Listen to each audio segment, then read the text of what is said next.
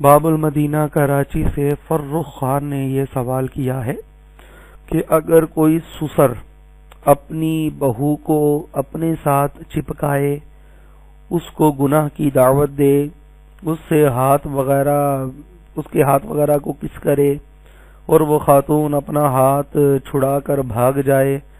اور ایسے میں شریعت کا کیا حکم ہے؟ جبکہ سسر کا یہ کہنا ہے کہ گھر میں فساد پھیلانے کی نیت سے یہ کیا تھا، اس کا مقصد سیکس کرنا نہیں تھا، تو اب اس کا کیا مطلب حل ہے؟ تو فرخ بھائی، بات اصل میں یہ ہے کہ اگر تو سسر نے اپنی بہو کے ہاتھوں کو چوما ہے، چپکایا ہے اپنے ساتھ، تو اور اس کے آلے کو انتشار نہیں ہوا، یعنی مرد کا جو آلہ ہوتا ہے، شرمگاہ ہوتی ہے، اگر اس میں حرکت پیدا ہوئی، سختی آ گئی، آپ سمجھ رہے ہوں گے میری بات، اور عورت کو بھی پتہ لگا، ظاہر ہے جب اس نے چپکایا ہوگا تو شرمگاہ ظاہر ہے کہ بدن سے ٹکرائی ہوگی اس خاتون کے بھی، تو اگر تو سختی تھی، انتشار تھا آلے میں، تو ایسی صورت میں تو حکم مصاہرت ہو جائے گا، وہ اپنے شوہر پر ہمیشہ کے لیے حرام ہو جائے گی، اور بالفرض اگر آلہ ابھی منتشر نہیں ہوا تھا تو ایسی صورت میں مصاہرت کا حکم نہیں ہوگا۔ اور پھر اگر اس نے خالی اس کے ہاتھ چومے ہیں اپنی بہو کے،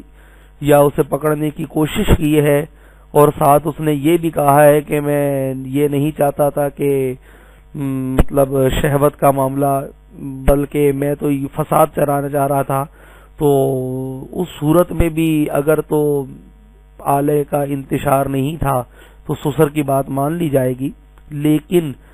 خود وہ اپنے منہ سے اپنے آپ کو فساد کرانے والا کہہ رہا ہے، گویا کہ وہ فسادی آدمی ہے اور انتہائی قبیح فعل اس نے یہ کیا ہے۔ تو بہرحال اب جو مسئلہ تھا وہ تو میں نے عرض کر دیا ہے کہ آلے کا انتشار دیکھا جائے گا، اور یہاں تک بھی بہار شریعت میں لکھا ہوا ہے کہ اگر سسر اپنی بہو کے ہونٹوں کو چومے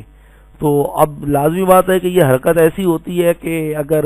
شہوت نہ بھی ہو تو آ ہی جاتی ہے، لہذا ہونٹوں کو اگر وہ چومتا ہے اور کہتا ہے کہ مجھے شہوت نہیں تھی تو یہ بات نہیں مانی جائے گی۔ تو یہ اس سے متعلق مسئلہ ہے جو میں نے عرض کر دیا، لیکن اگر خدا نخواستہ واقعی ایسی بات اگر کہیں ہوئی ہے تو آپ کو چاہیے کہ ان کو یہ بتائیں کہ فریقین یعنی وہ بہو اور سسر یہ دونوں کسی کا اچھے مفتی صاحب کے پاس جائیں اور وہاں جا کر یہ اپنا مسئلہ بیان کریں، تو مفتی صاحب ان دونوں فریقین سے سوالات کر کے باقاعدہ طور پر اس کا فتویٰ دیں گے۔ یعنی آپ نے جس طرح مجھ سے مسئلہ پوچھا تو چند باتیں میں نے عرض کر دی، لیکن اگر خدا نہ خواستہ یہ حقیقتاً مسئلہ ہے تو میں پھر جب تک سسر اور بہو کی بات دونوں کی بات نہیں سنوں گا میں کوئی فائنل فیصلہ نہیں دے سکوں گا۔ امید ہے آپ میری بات سمجھ رہے ہوں گے، لیکن جو کچھ آپ نے لکھا ہے اس سے متعلق میں نے چند باتیں عرض کر دی ہیں۔